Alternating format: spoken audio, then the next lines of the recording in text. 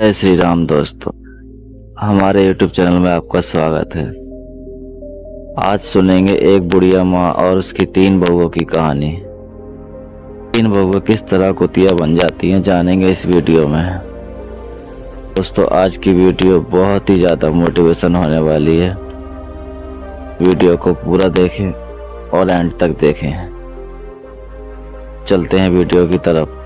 छोटे से गांव में एक बुढ़िया माँ रहती थी और उसकी 3 बहुएं भी उसके साथ ही रहा करती थी।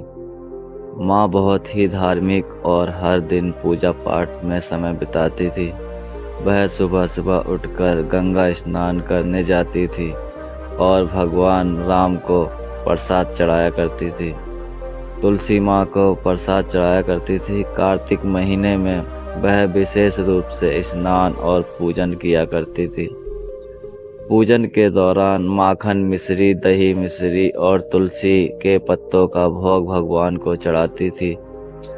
प्रसाद अड़ोसी पड़ोसी में भी बांटती थी। प्रसाद बांटने के बाद गांव में सब लोग उनसे आशीर्वाद लेने आया करते थे और गांव के लोग उनकी पूजा पाठ की बहुत इज्जत करते थे। बुढ़िया माँ का यह नियम था कि वह कार्तिक महीने में हर दिन गंगा स्नान करे और पूजा पाठ करे। हर दिन पूजा पाठ करने के बाद लोगों को प्रसाद का भोग कराए। भोग बनाकर भगवान को चढ़ाती थी, लेकिन उनकी तीनों बहुओं को यह सब बिल्कुल पसंद नहीं था। अक्सर उनकी आस्था का मजाक उड़ाया करती थी।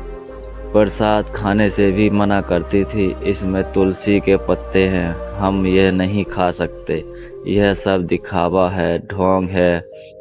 यह सुनकर बुढ़िया माँ बहुत दुखी होती थी, लेकिन वह चुपचाप अपनी पूजा पाठ करती रहती। बुढ़िया माँ का पति कुछ समय पहले गुजर गया था,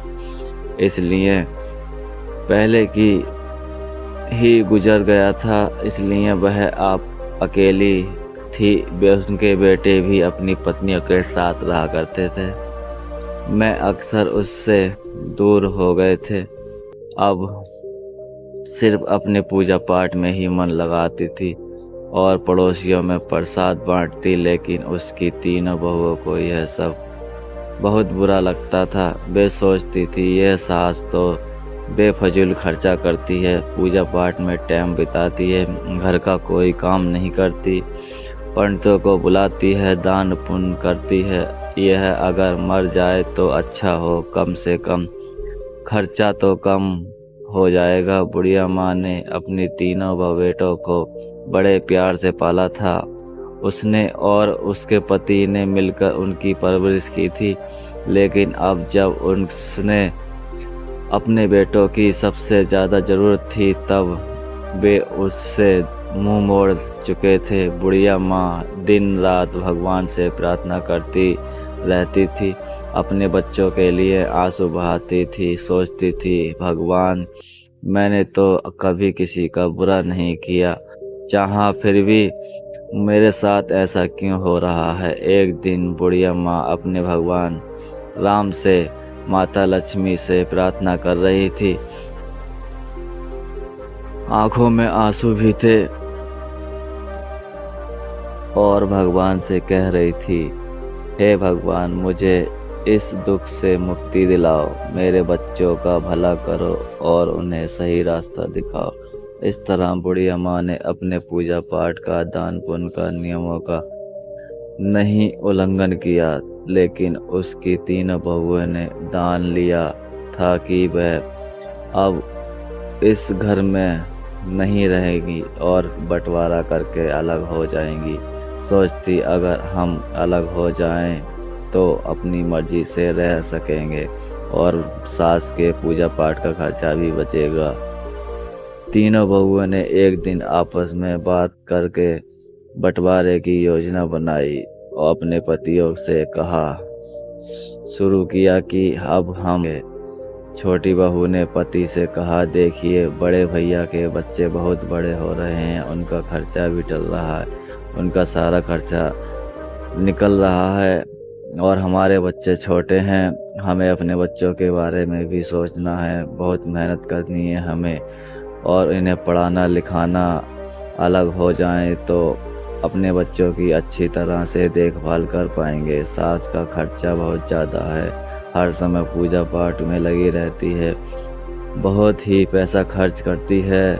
मझली बहू ने भी अपने पति से कहा, समझाया, अब बंटवारा हो जाना चाहिए, हम अपनी मर्जी से रहेंगे, क्या खर्चा करना है क्या नहीं करना है ये सब हम तय करेंगे। सास तो बहुत ही खर्चा करती है, बहुत ही नखरे दिखाती है, बहुत सारा पैसा खर्चा कर देती है जिसे हम अब बर्दाश्त नहीं कर सकते।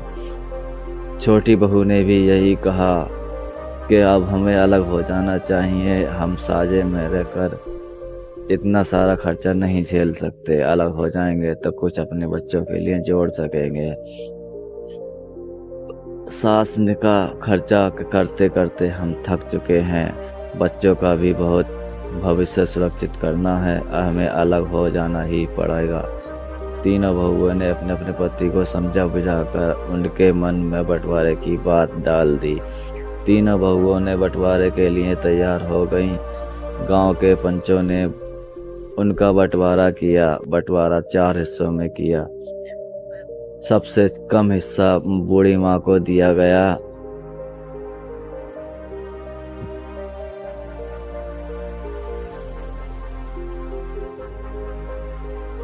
क्योंकि वह अकेली और ज़्यादा ज़रूरत नहीं थी। पंचों ने कहा कि जो बुढ़िया माँ को अपने हिस्से में रखेगा वह उसका ही ख्याल रखेगा।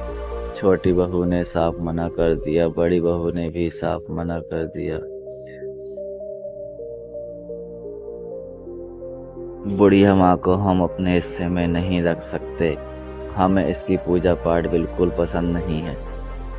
बुढ़िया माँ की 3 बहुओं ने अपना अपना सामान लिया और अपने हिस्से में रहने के लिए चली गईं। अब बुढ़िया माँ अकेली पड़ गईं और अपना हिस्से में अकेली ही रहने लगी। अब बेटों के निराश होकर अपने भगवान से प्रार्थना करती रहती थी। अब बुढ़िया माँ अपने हिस्से में छोटी सी झोंपड़ी में रहने लगी। वह रोज सुबह जल्दी उठकर गंगा स्नान कर गोला मिश्री का प्रसाद बना भगवान राम को चढ़ाया करती थी, पूजा करती थी। पहले की तरह ही भोग बनाकर भगवान को चढ़ाती और फिर आस पड़ोस में भी प्रसाद को बांटती। वह अब बहुत अकेली हो गई थी।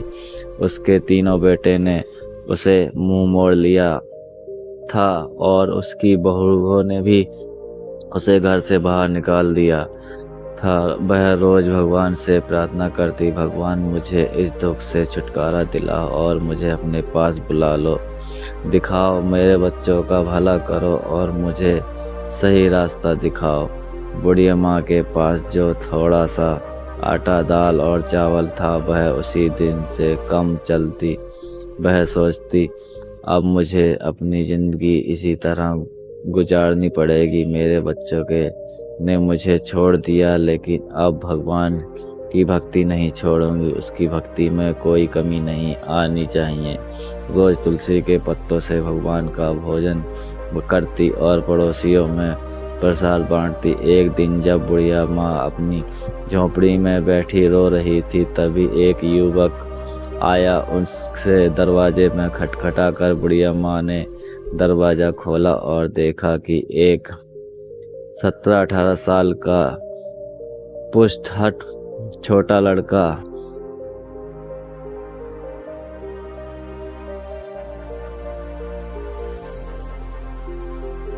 और देखा कि एक नौजवान युवक उनके द्वार पर आया है। उसके चेहरे पर बहुत ही तेज झलक रहा था। उसने कहा, अम्मा, आप मुझे पहचानती हो? मैं आपके मैके से आया हूँ।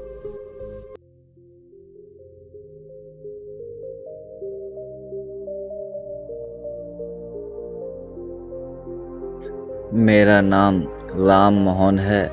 मेरे पिताजी ने मुझे आपकी मदद के लिए भेजा है।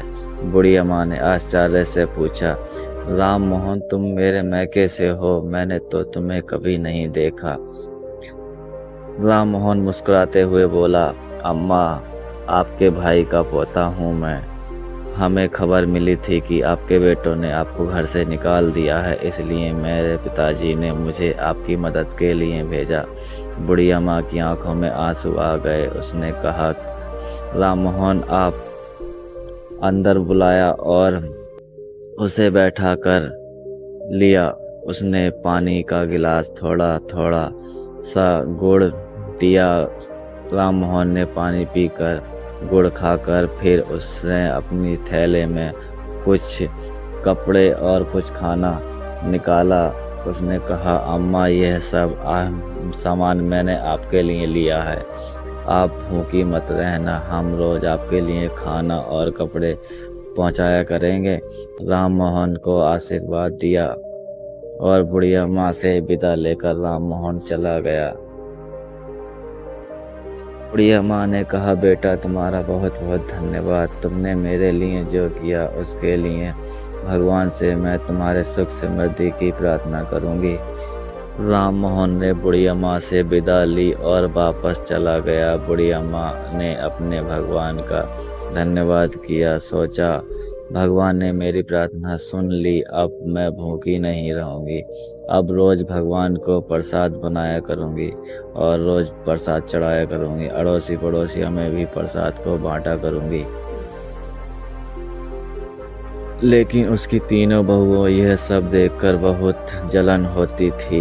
वे सोचती, यह बुढ़िया आखिर कहाँ से इतना खाना ला रही है? इसके पास कोई कमाने वाला भी नहीं है, फिर यह इतना तंदुरुस्त कैसे हो रही है?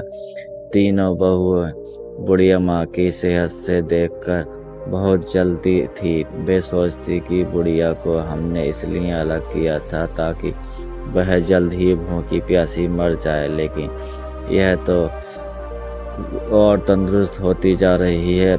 एक दिन बहुओं ने फैसला किया कि बुढ़िया माँ की झोंपड़ी में जाकर पता लगाएंगी और जो भी धन होगा वह चोरी कर लेंगी। अगले दिन जब बुढ़िया माँ गंगा स्नान के लिए गई हुई थी, तीनों बहुओं ने उसकी झोंपड़ी में घुस गई। उन्होंने देखा कि झोंपड़ी में दाल, चावल, आटा, मसाले, सूखे धन काफ़ी रखा है, अच्छा खाना रखा है। बहुएं हैरान रह गई, आपस में बातें करने लगी। इतनी चालाक निकली, हमें लगता था कि वह भूखी प्यासी मर जाएगी, लेकिन यहाँ तो हर चीज़ की भंडार है। सभी बहुओं ने सारा सामान थैले में भरकर घर से चोरी करके यह सब जमा किया है। हम काम में लगी रहती थी और बुढ़िया चोरी करके अपने भंडार भरती रहती थी। अब इससे सबक सीखना होगा। मझली बहू ने कहा, हाँ, हमें इसे मज़ा चखाना चाहिए। देखते हैं कि इसने यहाँ क्या क्या जमा किया है। छोटी बहुओं ने भी सहमति जताई। सही कहा, हमें इसके खिलाफ कुछ करना ही पड़ेगा। तीनों बहुओं ने झोली भर कर सामान चुराया और सारा धन चुरा लिया। जैसे ही उन्होंने खाने का सामान उठाया, उन्होंने देखा कि इसमें तुलसी के पत्ते और गोला मिश्री है। उन्होंने तुलसी के पत्ते नाली में फेंक दिए। यह देखकर वे और भी क्रोधित हो गईं और सामान उठाकर जाने लगी। तभी एक अजीब सी घटना घटी। वह तीनों बहुएं धीरे धीरे कुत्ते के पंजों में बदलने लगी। तीनों बहुएं धीरे धीरे कुतिया बन गई। बच्चे और उनके पति चिल्लाए, अरे ये क्या हो गया? तुम तीनों कुतिया कैसे बन गई? कुतिया बन गई। गांव में हड़कंप मच गया। बच्चे और पति ने जब देखा तो वे हैरान रह गए। बच्चे बोले, ओ पापा, मम्मी कैसे तरह कुतिया बन गई? आस पड़ोसी भी पूछने लगे, ये तीनों महिलाएं किस तरह कुतिया बन गई? उन्होंने कोशिश की कुतिया को घर से बाहर निकाल कर भगा दें। अब अपनी भाषा में कुछ समझाने लगी, कोशिश कर रही थी, लेकिन कोई उनकी बात नहीं समझ पा रहा था। बच्चे रो रहे थे, पति को भी रोना आ रहा था। उन्होंने अपने बच्चों को संभालते हुए कहा, चलो अब कुछ नहीं किया जा सकता, हमें माँ का इंतज़ार करना पड़ेगा, शायद वही कुछ हल बता दे। गांव के लोगों ने भी इकट्ठा होकर और सोचने लगे कि यह अनहोनी कैसे हुई। साहब ने बुढ़िया माँ की वापसी का इंतजार करने का फैसला किया। बुढ़िया माँ और अपने रोज के जीवन में थोड़ी थोड़ी राहत मिली रही थी।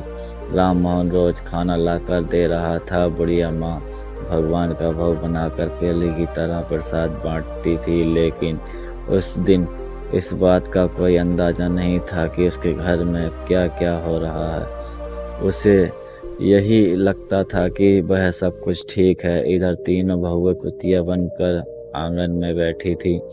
उनके पतियों और बच्चों को घर का सहारा काम करना पड़ रहा था।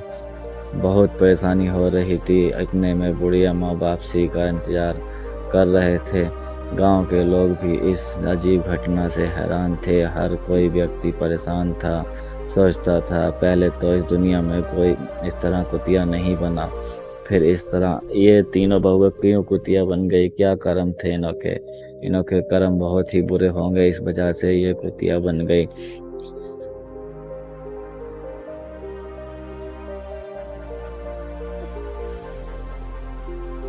जब बुढ़िया माँ वापस आई तो एक बंदा उनसे बोला, बुढ़िया माँ आपकी तीनों बहुएं कुतिया बन गई हैं।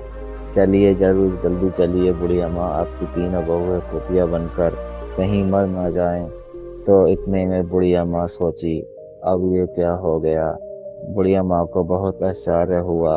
उसने सोचा कि यह कैसे संभव हो सकता है। उसने तुरंत गंगा स्नान किया और घर की ओर लौट पड़ी। उसके दिल में बहुत सारी आशंकाएं थी। उसने भगवान को प्रार्थना की, भगवान मेरे घर की रक्षा करना और मेरे बच्चों को सही रास्ता दिखाना। जब बुढ़िया माँ घर पहुंची तो उसने देखा कि लोग उसके घर के सामने इकट्ठा हुए हैं। उसने पूछा, यहाँ इतनी भीड़ क्यों लगी है। गांव वाले ने उसे सारी घटना बताई। बुढ़िया माँ ने अपने बेटों से को बुलाया और पूछा, यह सब कैसे हुआ, तुम लोग ने क्या किया। बेटों ने रोते हुए अपनी माँ को सारी बात कहानी सुनाई। उन्होंने कहा, हमसे बहुत बड़ी गलती हुई। हमारी पत्नियों ने तुम्हारे सामान को नाली में फेंक दिया था और उसी समय वे कुतिया बन गई। हमें नहीं पता था कि उन्हें कैसे ठीक करें। बुढ़िया माँ ने अपने बेटों को दिलासा दिलाया और कहा, भगवान पर सब भरोसा रखो, ठीक हो जाएंगी तुम्हारी बहुएं, घबराओ मत। बुढ़िया माँ ने अपने भगवान से प्रार्थना की और उसने सावधान मांगा। उसने सोचा कि शायद किसी साधु बाबा के पास इसका समाधान हो सकता है। उसी समय एक साधु बाबा गांव में आए। बुढ़िया माँ ने उन्हें अपने घर बुलाया और सारा हाल बताया। साधु बाबा ने ध्यान से सारी बातें सुनी और कहा, ये सब तुम्हारी भक्ति और तपस्या का फल है, लेकिन चिंता मत करो, इसका उपाय भी। बुढ़िया माँ ने पूछा, बाबा फिर मुझे इसका उपाय बताओ, अपने बच्चों को इस हालत में नहीं छोड़ सकती। साधु ने कहा, तुम्हें कार्तिक महीने में विशेष पूजन करनी होगी। तुम्हारे स्नान के पापी पानी से तुम्हारी बहुओं को नहाना होगा और ब्राह्मणों को भोजन कराना होगा। इसके झूठे भोजन को बहुओं को खिलाना होगा, इससे वे अपने असली रूप में वापस आ जाएंगी। बुढ़िया माँ ने साधु को धन्यवाद दिया और बेटों को यह उपाय बताया। इतने में साधु बाबा विदा लेकर चले गए।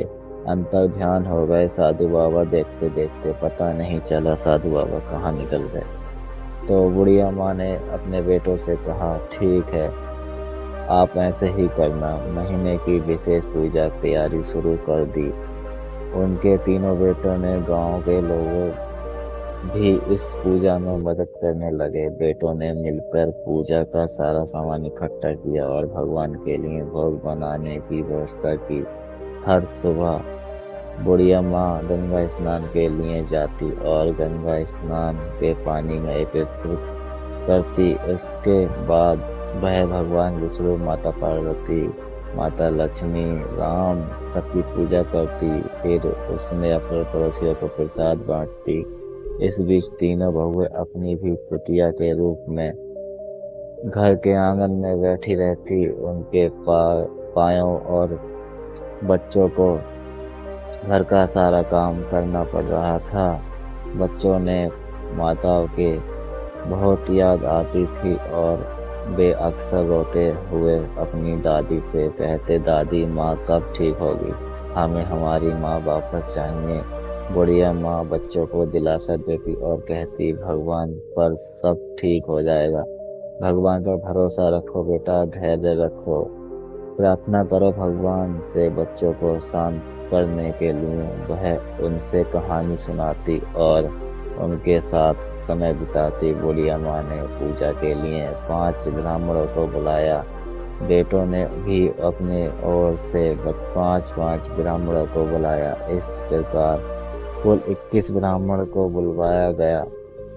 ब्राह्मणों ने खाना खाया, भोग तैयार किया, भगवान कार्तिक का पूजन किया। दिन आया और बुढ़िया माँ ने अपने बेटों की मदद से ब्राह्मणों को भोजन की तैयारी में सुबह सुबह सभी ब्राह्मणों को आमंत्रित किया गया और उन्हें विशेष पकवान बनाकर खिलाया गया। भगवान ब्राह्मणों के बाद बुढ़िया माँ ने सबके पैर छुए और भगवान से प्रार्थना की, भगवान मेरी बहुओं को पूर्व रूप में वापस लाओ। मेरे कार्तिक स्नान को पूजा का फल उन्हें मिला। ब्राह्मणों ने तृप्त होकर भोजन किया और बुढ़िया माँ को आशीर्वाद दिया।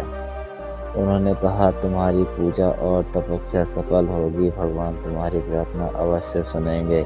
ब्राह्मण भोजन के बाद बुढ़िया माँ ने तीनों बहुओं को बुलाया। तीनों कुटिया बहुएं भगवान के भोग के झूठे भोजन को बड़े प्रेम से खाने लगी। बुढ़िया माँ ने उन्हें के ऊपर गंगा जल छिड़का और उन्हें गंगा स्नान के पानी में मिलाया।